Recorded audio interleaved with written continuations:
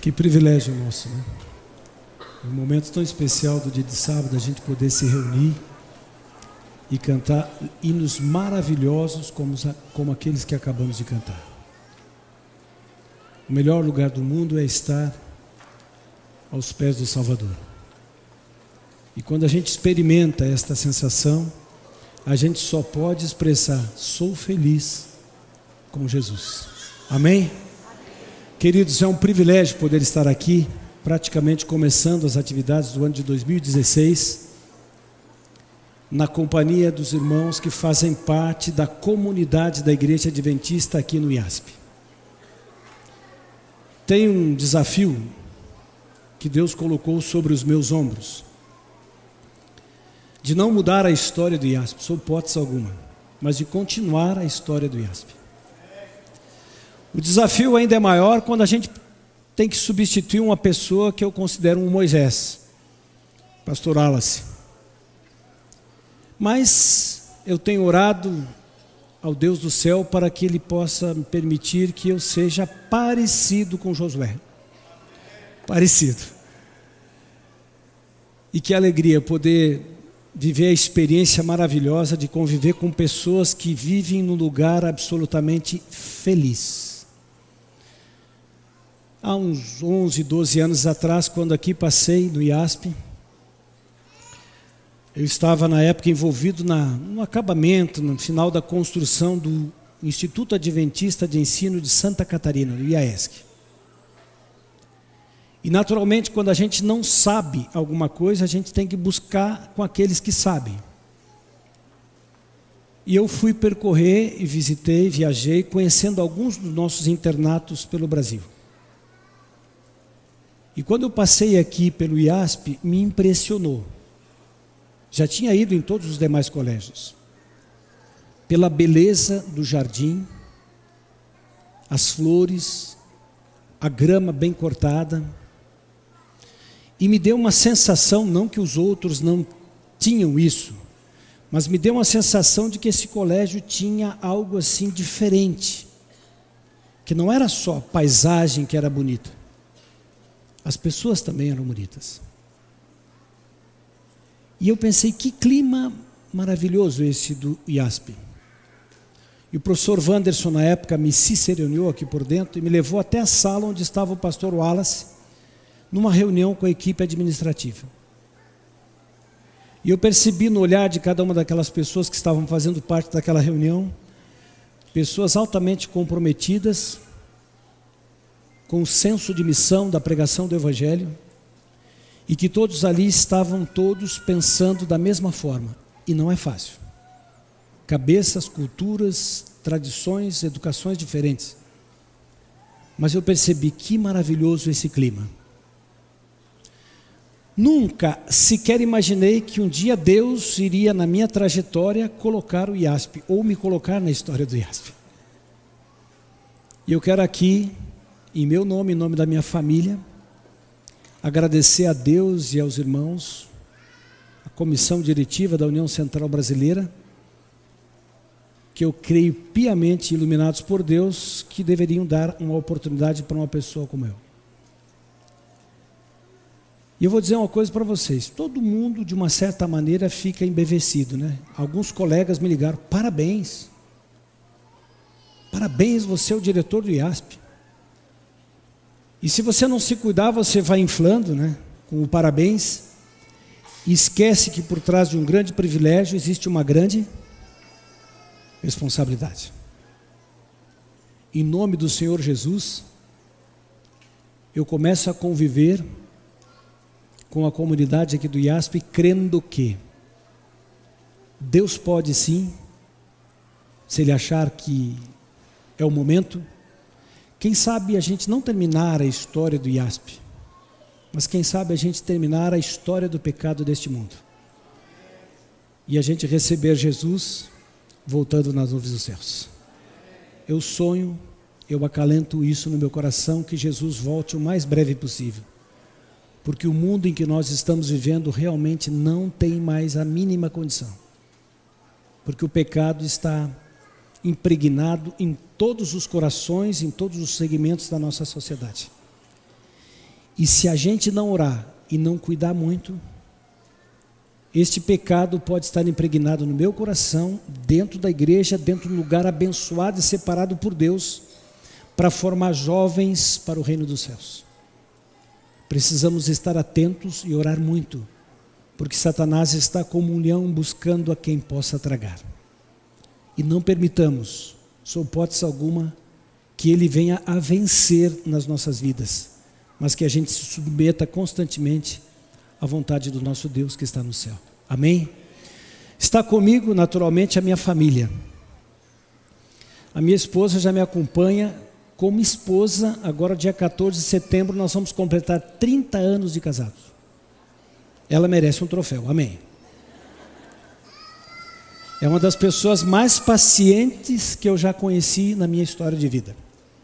Eu gostaria de apresentá-la mais uma vez. Eu acho que alguns que estavam aqui no dia viram, mas outros são novos. Liliane Marine da Silva Canto. E Deus nos deu um presente, depois de 8 anos de casado, um filho maravilhoso. Douglas Marine da Silva Canto. Se coloque em pé, filho. Ele se formou em administração, assim como o pai, o ano passado, no Engenheiro Coelho.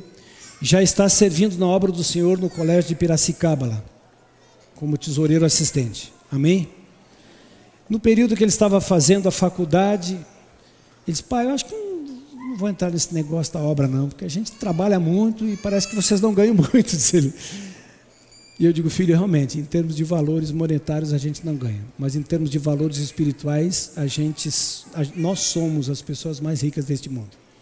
E da metade para o final do curso, Deus começou a trabalhar no coração dele, e ele já acalentou o desejo, a vontade de trabalhar na obra, não é? Pagando qualquer preço, independente da situação. E eu quero louvar o nome de Deus pela família maravilhosa que ele me concedeu aqui nesta terra. Amém? Queridos, eu não vou orar agora neste momento, até porque eu escolhi dividir o sermão desta manhã em 2 partes. A primeira parte, eu quero conversar com você sobre a realidade do mundo que nós estamos vivendo. Normalmente a gente usa um texto da Bíblia e depois contextualiza. Eu vou fazer o inverso aqui. Eu vou trabalhar no contexto que nós estamos vivendo e depois nós vamos à luz da palavra de Deus. Mas antes de eu ir, eu preciso fazer uma menção que eu estava esquecendo, pastor. O pastor Elbert é uma das pessoas mais gentis que eu já tive a oportunidade de conhecer. Pode ter certeza disso. Ele fez com que eu me sentisse muito à vontade aqui no IASP, desde o primeiro momento que a gente conversou. E a gente foi no encontro de capacitação dos nossos professores, no lugar chamado Bertioga, é internacional esse termo, e é bonito mesmo. E eu cheguei quase que à noite lá, no finzinho, porque nós tínhamos um encontro aqui da universidade. Cheguei lá, o pastor era o capelão, ele estava falando para os professores e tal naquele encontro. Aí ele chegou para o professor Marcel e disse: professor Marcel, o professor Laurici está aí, é bom que ele fale para os professores. E ele espontaneamente abriu mão de falar para que eu pudesse falar para os professores. E eu fiquei pensando: esse homem tem um pouco de João Batista, apesar de eu não ter nada de Jesus. Convém que ele cresça e eu diminuo. Mas eu quero agradecer, pastor, o senhor é um gente, irmão. Que Deus o abençoe. É um homem de Deus. Então, voltando aqui, eu quero compartilhar com vocês, trazer a lembrança de vocês alguns fenômenos que estão ocorrendo, especialmente no nosso país, nesses últimos anos. Todo mundo aqui já ouviu falar no Lava Jato, né? Ou na Lava Jato. Quem já ouviu? Levanta a mão. E está todo mundo preocupado com esse Lava Jato, porque tem gente que está se escondendo, achando que o Lava Jato vai pegar eles também. Principalmente lá no Congresso. Mas no meio desse conflito, dessa celeuma que está ocorrendo no mundo político nacional brasileiro, o que me chamou a atenção é que o senhor Luiz Inácio Lula da Silva, e eu não vou falar sobre política aqui, mas eu só quero dizer o seguinte: o que me chamou a atenção é que um dia, num pronunciamento, num determinado grupo onde ele estava, ele disse assim: aqui nesse país, eu quero achar uma pessoa que possa ter mais ética e moral do que eu. E eu nem vou discutir a questão da conduta moral ou ética do ex-presidente da República. Mas o que me chamou a atenção foi o seguinte: ética e moral. O que na realidade significa estas duas palavras? E vocês podem estar se perguntando, o que isso tem a ver com o nosso mundo religioso? E eu fui atrás, porque tem alguém do direito? Acho que tem, sempre tem. Eu gosto do direito, porque na realidade nós vivemos como padrão de vida, temos a lei de Deus. Se existe uma lei, existe o direito e o dever para com esta lei. E nós cristãos estamos aqui hoje porque a lei de Deus diz assim, lembra-te do dia de sábado. Nós lembramos do sábado e viemos à casa do Senhor para adorá-lo, porque existe lá o quarto mandamento da lei de Deus, o sábado. Bom, a lei está diretamente relacionada com a moral, e a moral diretamente relacionada com a lei. Mas e a ética? Onde que ela se encaixa, se enquadra na vida do cidadão? Naturalmente eu fui pesquisar, ler um pouco mais, porque eu já sabia, e eu quero compartilhar com vocês na introdução desta mensagem. Ética, estudo fundamentado dos valores morais que orientam o comportamento humano em sociedade. Moral, são os costumes, regras, tabus e convenções estabelecidas por cada sociedade. Então, a gente já começa a partir desse raciocínio, dessa definição de ética e moral, entendendo o seguinte: a moral está diretamente relacionada a uma lei, a um estatuto, a um preceito, a uma norma, a um mandamento. Isso é moral. A ética, ela não está escrita. É algo que começa a permear o comportamento do ser humano e ele não tem nada escrito sobre ela. E eu vou dar alguns exemplos a seguir sobre isso. A palavra ética vem do grego ethos, que significa modo de ser, olha só, ou caráter. A palavra moral tem origem no termo latino moralis, que significa relativo aos costumes. E o termo aqui desse autor diz o seguinte: ética é uma reflexão sobre a moral. Então, se a gente parar e pensar nessa definição, a gente entende que a ética está acima da moral. E eu quero compartilhar com vocês algumas situações. Por exemplo, a gente acabou de falar sobre o presidente Lula, sobre a questão do Lava Jato, e a nossa mente voou exatamente para todo esse contexto que o nosso Brasil está vivendo. Ninguém tem ética, ninguém tem moral, está todo mundo querendo se beneficiar e tal. Bom, mas eu quero trabalhar a partir do público para o privado, da política para a nossa questão individual. Vamos então pensar na questão política. O Congresso Nacional ele é constituído para estabelecer leis, normas que norteiam a vida do cidadão brasileiro. Muito bem. Eles podem fazer a lei, eles devem fazer a lei e eles têm o direito de fazer a lei. Algum tempo atrás, quando estava uma situação de falta de dinheiro e não aprovaram um aumento para os aposentados. Isso acho que faz uns 12 ou 13 anos. Não aumentaram porque o governo não tinha caixa para dar aumento para os aposentados. Eu acho que era 3%, 4% por ali. No mês seguinte, seguindo um contrassenso absurdo, o Congresso Nacional aprova um aumento para os deputados em 15%. A pergunta que eu faço: o Congresso tinha o direito de aprovar o seu salário? Sim ou não? Sim, porque eles fazem a lei. Agora a pergunta que eu faço é o seguinte: é ético? Se não tem para os aposentados, mas tem para os deputados. Agora, recentemente, o governador do estado do Rio Grande do Sul começou a pagar o salário dos funcionários parcelados, porque não tinha dinheiro no caixa. E entrou no início do ano com 13º, inclusive atrasado. Mas chegou agora, um pouquinho antes do final do ano, no começo do ano que eu estava,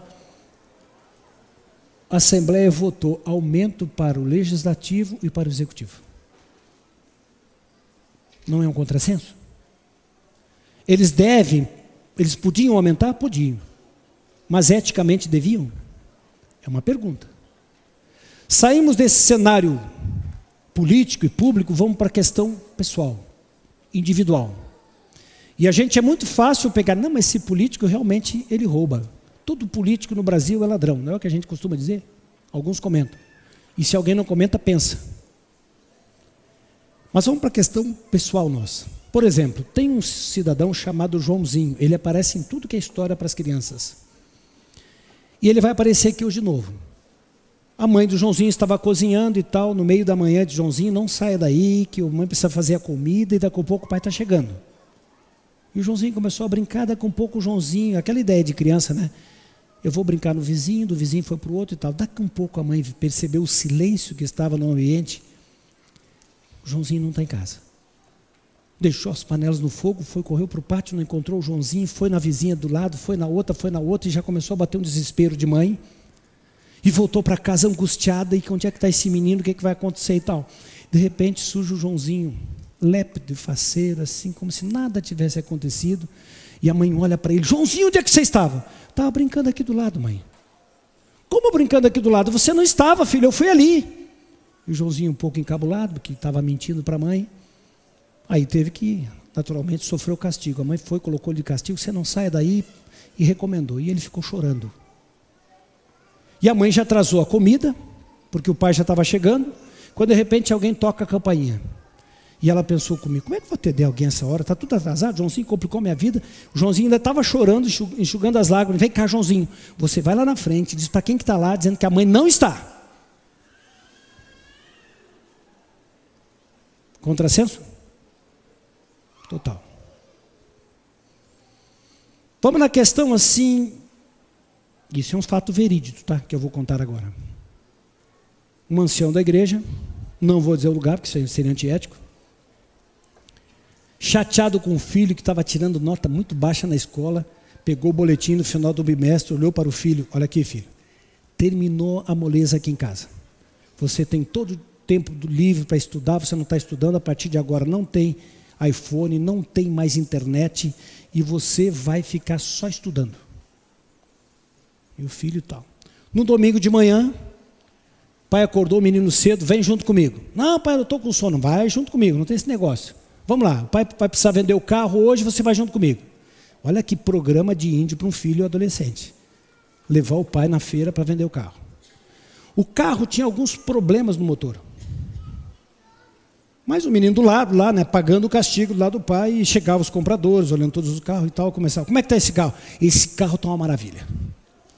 Esse carro aqui está excelente. E o filho coçando a cabeça. Não estou aqui criticando os pais, viu? Eu só estou dizendo assim que nós, como pais e educadores, às vezes a gente fala uma coisa e faz outra.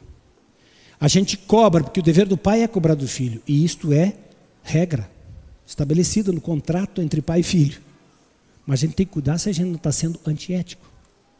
Muito antiético. Vamos para o mundo empresarial. Eu já entro na Bíblia, tá, queridos? O cidadão é contratado para ser o administrador, o diretor-geral de uma grande corporação. E esta grande corporação vai ter um empreendimento imobiliário significativo. E ele está administrando e tal, de repente, quando chega a diretoria para se reunir e o projeto foi colocado à mesa, uma das empresas que estaria concorrendo a construir aquele empreendimento, esposa da sua mulher. Empresa da sua esposa, perdão. Da sua esposa. E colocaram em discussão e tal, tinha mais 3 ou 4 concorrentes. Eu pergunto: poderia ou não poderia concorrer dentro do aspecto normal? Sim, mas eu pergunto: é ético? Só para a gente parar e pensar um pouquinho. Aí vocês vão pensar o seguinte: mas professor, o que isso tem a ver com a Bíblia? Tudo. A grande pergunta é a seguinte: nós, cidadãos cristãos, como estamos nós em relação à moral e como estamos nós em relação à ética?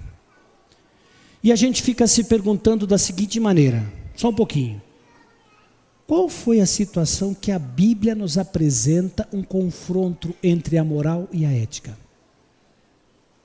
Se existe, quando que ocorreu isso e como que Jesus se manifestou? E agora nós vamos entrar na Bíblia. Abra sua Bíblia em São João capítulo 8. São João capítulo 8. E todos vocês conhecem muito bem esta história. E agora que vocês abriram a Bíblia, e ela está diante de nós, eu gostaria de convidá-los sim agora para orar, para pedir que o Espírito Santo trabalhe na nossa mente, no nosso coração, para que possamos entender o que Deus tem preparado para nós nesta manhã. Tudo bem? Vamos orar, queridos? Santo Deus e amado Pai, estamos aqui, Senhor, no sábado, na Tua igreja, reunidos como Tua família, para ouvirmos a Tua voz falando ao nosso coração. Temos a Tua palavra aberta diante de nós e queremos suplicar que ela seja como uma espada, que vai cortando as nossas entranhas, mas assim que isso vai ocorrendo, ela vai transformando as nossas vidas e nos fazendo mais semelhantes a Cristo Jesus. Que a Tua graça, que Teu Espírito Santo se manifeste sobre nós e em nós nesta hora. Pedimos por Jesus. Amém. Queridos, não vou ler essa narrativa, porque todos vocês já sabem. Na ocasião, uma mulher foi pega em flagrante adultério. E segundo a lei de Moisés, uma pessoa que fosse pega num delito como esse deveria sofrer o quê? Apedrejamento. Essa lei existia ou não existia? Existia. Existia. Alguns líderes da igreja, alguns líderes judeus, pegaram essa mulher em flagrante adultério e trouxeram diante de Jesus. Quando eles colocaram ela diante de Jesus, eles expuseram a vida daquela mulher de uma maneira pública. Jogaram ela diante de Jesus e disseram assim: mestre, esta mulher foi pega em flagrante adultério. A lei de Moisés diz que ela deve ser apedrejada. O que tu nos dizes? O que a gente precisa entender nesse movimento dos líderes da igreja naquela época é que a intenção deles não era corrigir aquela mulher, penalizar aquela mulher, ou que o exemplo dela servisse como modelo para as pessoas que não tinham cometido o pecado como tal. A intenção deles não tinha nada a ver com relação à questão do comportamento daquela mulher. A Bíblia declara que eles levaram aquela mulher diante de Jesus para colocar Jesus em contradição. A intenção deles não era que, de alguma maneira, Jesus explicasse que aquela lei não tinha mais validade, não. Eles queriam pegar Jesus em contradição, e isso eles faziam constantemente. Numa outra ocasião me vem à mente que eles foram diante de Jesus e perguntaram: Senhor, é lícito pagar imposto a César? Sempre com segundas intenções. E Jesus pegou aquela moeda e disse assim: dai a César o que é de César e dai a Deus o que é de Deus. Jesus foi absolutamente ético.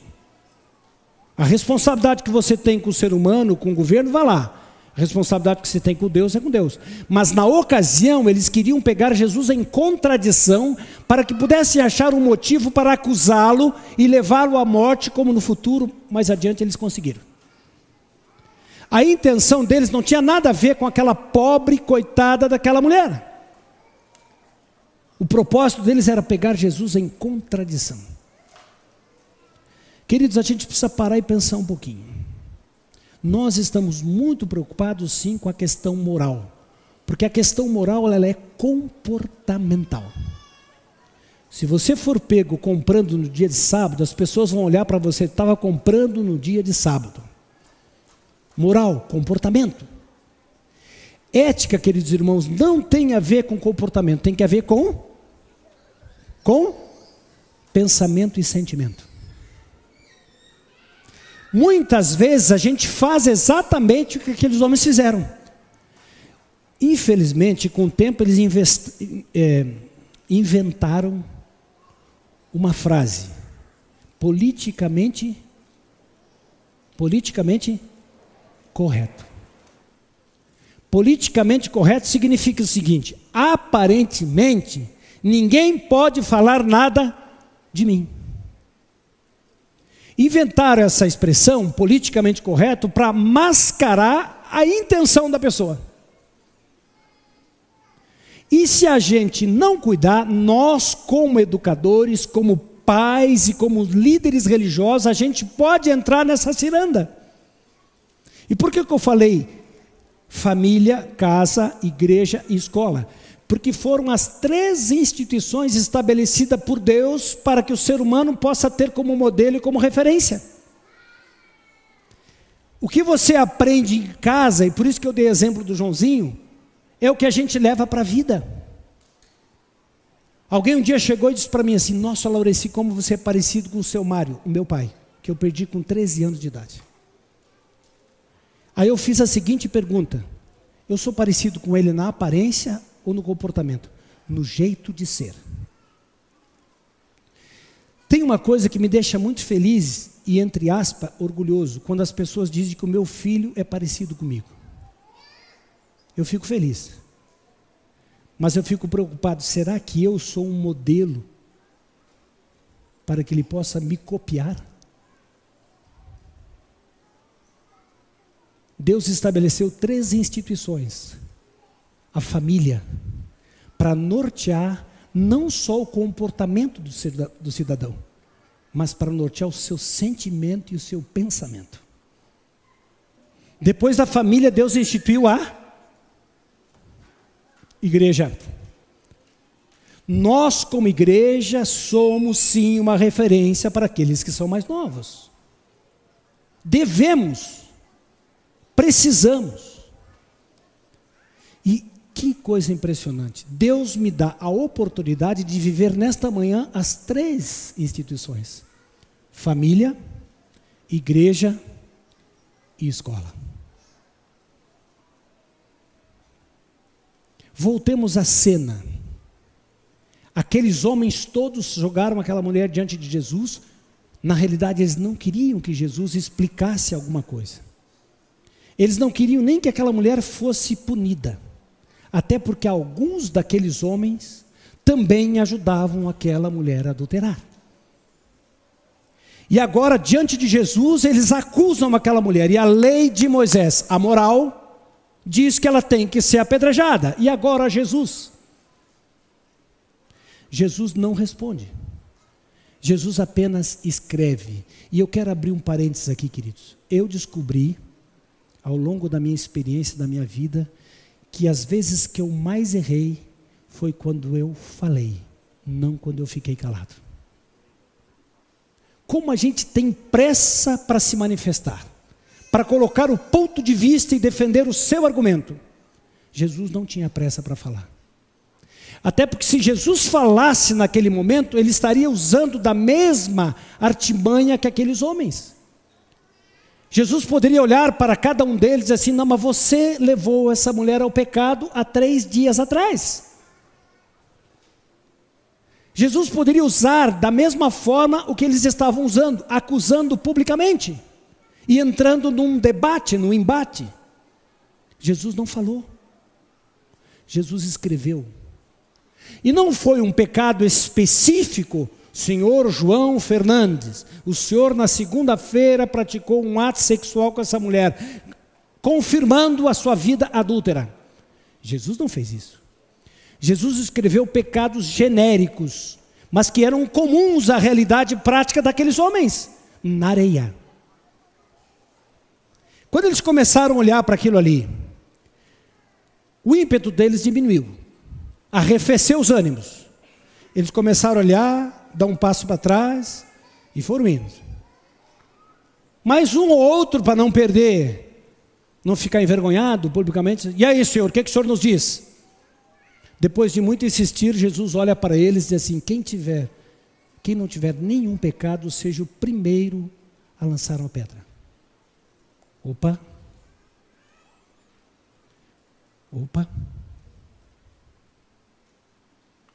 A Bíblia diz, leiam lá, que eles começaram a se retirar, começando pelos mais velhos. Sabe que por um bom período de tempo da minha vida, eu fiquei encucado com isso. Por que foram os mais velhos? E logo quando eu comecei a pensar, refletir sobre isso, eu cheguei à seguinte conclusão: foram os mais velhos, sabe por quê? Porque os mais velhos têm mais pecado. Eles viveram mais tempo, não é natural? Lógico. Mas não. Até isso pode ter sido um motivo. Quando os mais velhos se retiraram, diz que os mais novos foram indo atrás. E eu fui ler. Que coisa impressionante, né? Na cultura judaica, os mais velhos sempre são uma referência para os mais novos. Como os mais velhos ficaram desmoralizados, foram os primeiros a sair. E atrás deles foram os mais novos. Porque os mais novos, inclusive, nem estavam entendendo bem o que significava aquilo. E eu fiquei pensando assim, que responsabilidade para aqueles que têm cabelo branco. Eu não tenho cabelo branco ainda, mas já devia ter. Não vou dizer a minha idade para vocês não ficarem chocados. Vocês já viram a responsabilidade que existe dentro dessa comunidade dos mais velhos em relação aos mais novos? Você já parou para pensar que você é uma referência para o seu filho, para os jovens desta igreja? E tem jovem, queridos, que está olhando para mim desde que eu botei o pé aqui nessa escola. Estão olhando. Logo que eu cheguei aqui, tinha poucos alunos na escola. E a gente foi almoçar lá no refeitório. Tinha, talvez, no máximo 20 alunos. Era a segunda vez que eu estava almoçando na mesma mesa com praticamente os mesmos alunos, os bolsistas que ficam trabalhando. No segundo dia que eu me servi, coloquei o prato diante de mim, assim, o garoto que estava na minha frente disse assim, o senhor é vegetariano? Eu digo, olha, eu como um peixinho quando ele sai do rio ou do mar, mas eu sou vegetariano. Eu observei, o senhor come sempre a salada e depois o senhor vai no prato quente. Eu fiquei pensando, se ele está observando como eu estou comendo, imagina como ele vai fazer em relação a como eu estou agindo. E eu tenho certeza que vocês, todo mundo, estão na expectativa. Como que será esse diretor que está substituindo uma grande figura que nem o Wallace? Eu estou falando grande no sentido grande. E vocês acham que eu estou incomodado com isso? Não. Eu estou preocupado com isso. Porque o diretor do IASP, ele precisa ser uma referência positiva. E vou dizer uma coisa para você, se eu pensasse na questão da comodidade para mim, eu não escolheria esse sermão para ser o primeiro sermão aqui no IASP. Porque eu acabo de construir sobre a minha cabeça um telhado de vidro. Porque vocês, quando observarem o comportamento do professor Laureci, que não está sendo ético, eu estou autorizando vocês, hoje, diante de todas essas testemunhas, que vocês podem sim ir lá na minha sala e falem sempre separado. A gente não critica em público, a gente elogia em público, tá, pastor Albert, como eu fiz. Mas vocês têm a autorização, e o pastor Albert é testemunha disso. Vocês podem ir lá na minha sala e dizer, professor, o senhor errou aqui. O senhor foi antiético aqui. Sabe por que eu estou dizendo isso para vocês e autorizando? Porque apesar de eu estar falando sobre esse assunto, eu sou um pecador tanto quanto aquela mulher. Não no pecado dela do adultério. Porque a gente, como cristãos, adventistas do sétimo dia, a gente segue rigorosamente aquilo que a lei diz. A gente não rouba, a gente não adultera, a gente não diz falso testemunho, não diz? Não deve. Vocês veem como a linha é muito tênue entre a moral e a ética? E a grande questão que eu quero desafiá-los e também a mim nesta manhã, como que está a minha vida? Ela está pautada na moral ou está pautada na ética? A moral tem a ver com comportamento, a ética tem a ver com sentimento. E o sentimento, voltando à cena do crime, ou do possível crime, o sentimento daqueles homens não tinha nada a ver com aquilo que politicamente correto eles estavam fazendo, aparentemente. A intenção deles não era mudar a vida daquela mulher, a intenção deles não era penalizar aquela mulher, condenar aquela mulher, nada disso. Eles não queriam mudar, não fazer um quebra de paradigma com aquela experiência. Eles queriam simplesmente colocar Jesus em contradição. A intenção deles não era aquela que eles estavam evidenciando. E eu fiquei pensando assim comigo enquanto preparava essa mensagem. Será que eu, como cristão, não estou vivendo de aparência? Eu quero convidá-los para vocês lerem a Bíblia comigo. Leiam Romanos 7,15, por favor, aqueles que têm a Bíblia aí. E nós já estamos indo para o final.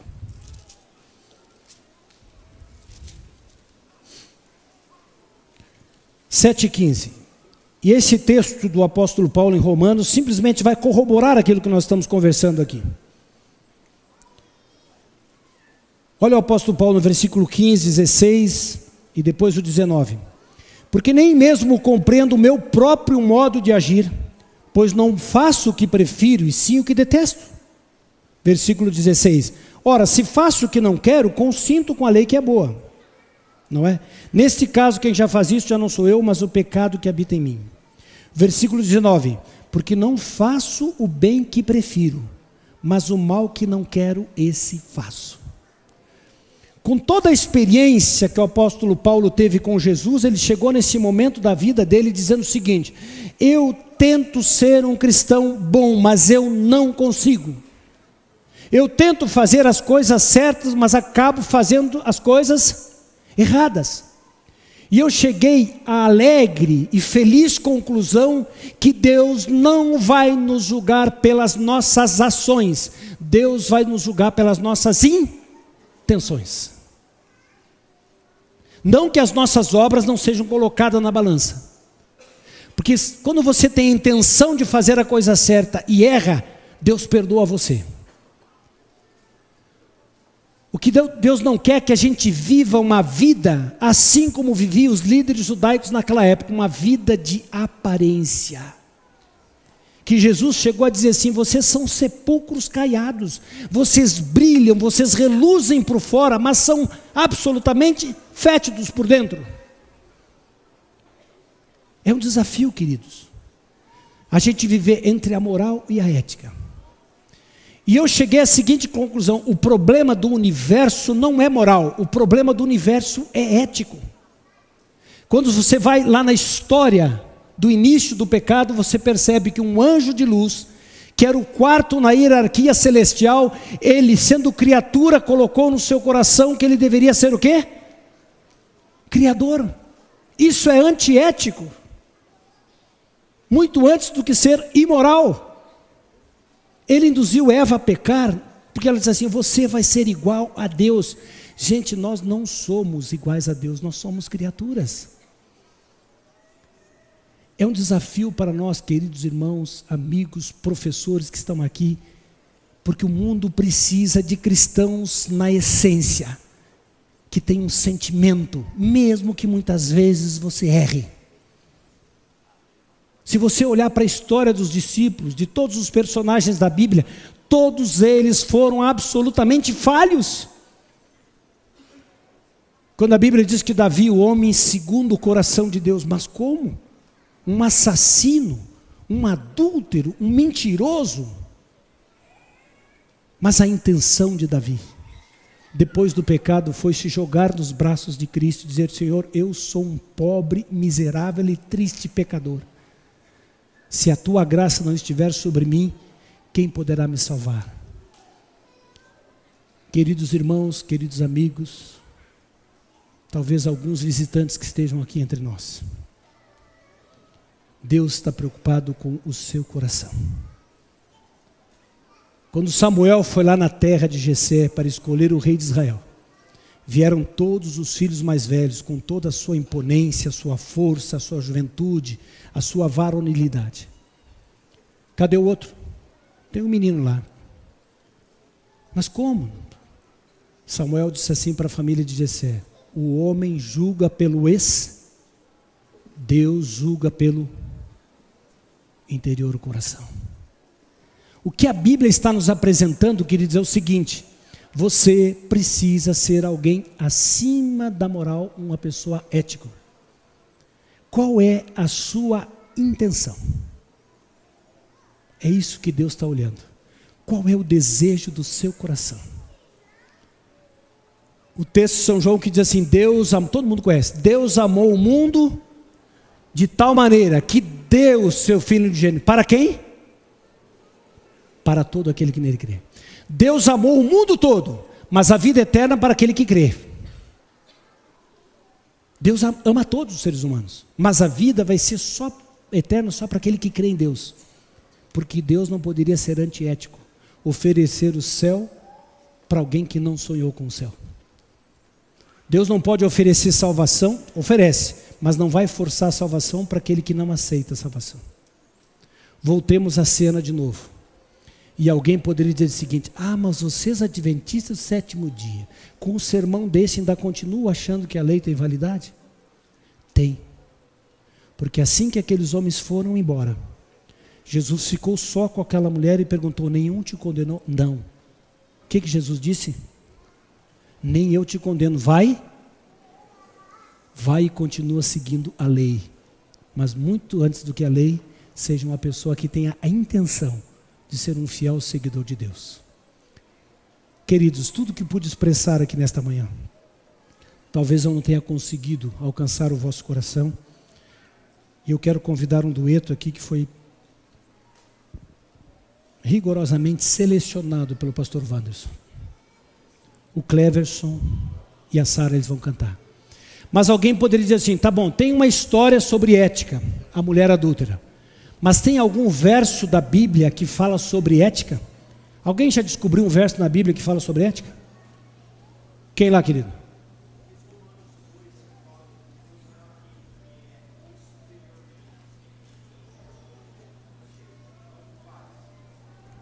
Perfeito. Tem. Mas tem um outro um pouquinho mais. Leiam comigo. São Lucas capítulo 6, versículo 31. Por gentileza. São Lucas capítulo 6, versículo 31. E este verso foi proferido pelo próprio Jesus. Diz assim. Estou vendo o pessoal abrir a Bíblia. Como quereis que os homens vos façam, assim fazei vós também. Isso não é ético? É ou não é? Assim como você quer que as pessoas façam com você, faça para elas. Mais ou menos dizendo o seguinte: você não quer ser traído? Não traia. Você não quer que as pessoas falem mal de você pelas costas? Não fale mal pelas costas. Você não quer ser cobiçado naquilo que você tem? Não cobice aquilo que o próximo tem. Esse é um texto que versa sobre ética na Bíblia. O que Cristo está querendo dizer para mim e para você nesta manhã, queridos? E eu gostaria que, à medida que eles fossem cantando essa música, você não imaginasse a mulher adúltera nessa cena. Você, assim como eu, se imaginasse. E enquanto eu estava preparando a mensagem desta manhã, eu fiquei pensando: Senhor, eu não sou digno de pregar sobre esse assunto, mas por misericórdia, tenha piedade de mim e perdoe o meu pecado, para que eu possa apresentar diante de Ti um coração de espírito reto e contrito. Eles vão cantar essa música, e se você sentir a necessidade de colocar a sua vida e o seu coração diante de Deus nesta manhã, porque o grande apelo do Gênesis ao Apocalipse é Deus dizendo assim: filho meu, dá-me o teu, dá a tua intenção, dá o teu propósito, dá o desejo do teu coração, e eu vou transformar a tua vida. Este é o apelo que Deus faz para nós esta manhã, e que Deus, através do Espírito Santo, os ilumine na interpretação dessa música. E se você se sentir tocado assim como eu, se coloque em pé. Com essa manifestação você está dizendo para Deus: Senhor, eu não tenho sido nenhuma pessoa moral, quanto mais ético, mas por favor me perdoa e me faz mais semelhante a Jesus. Que Deus os abençoe.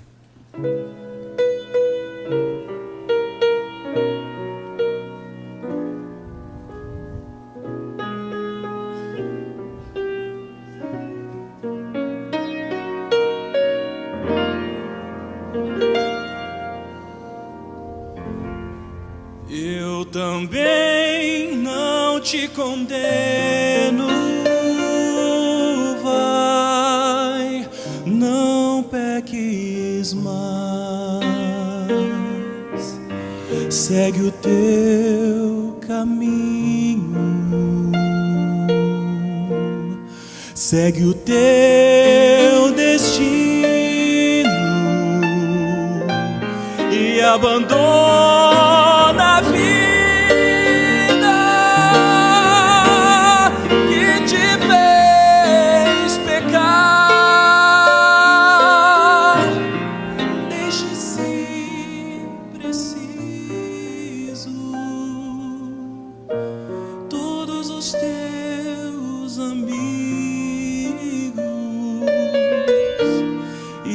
jamais se esqueça. Leva Deus contigo. Ele é tua força, Ele é teu abrigo e estará contigo. Podes confiar.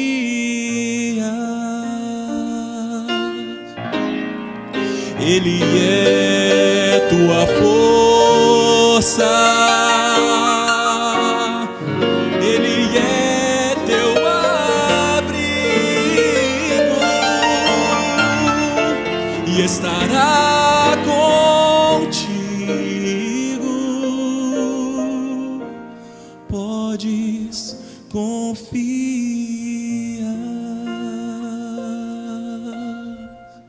Amém.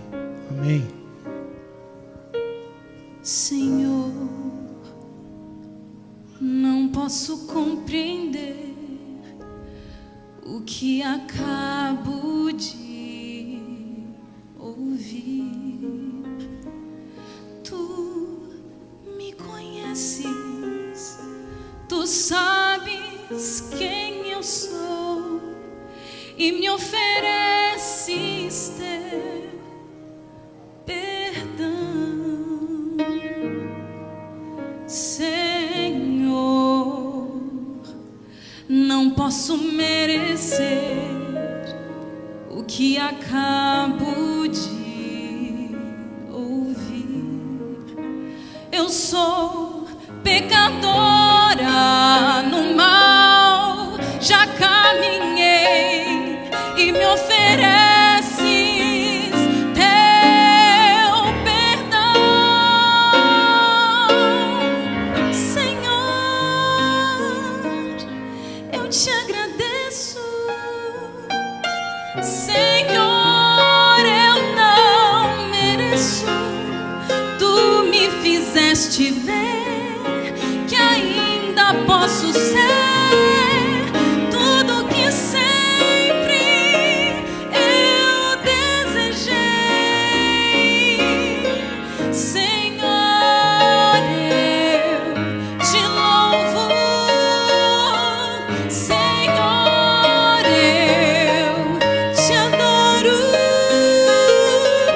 Senhor, quero amar-te mais que tudo aqui. Meu Senhor, eu te louvo. Senhor, eu te adoro. Senhor, quero amar-te para sempre.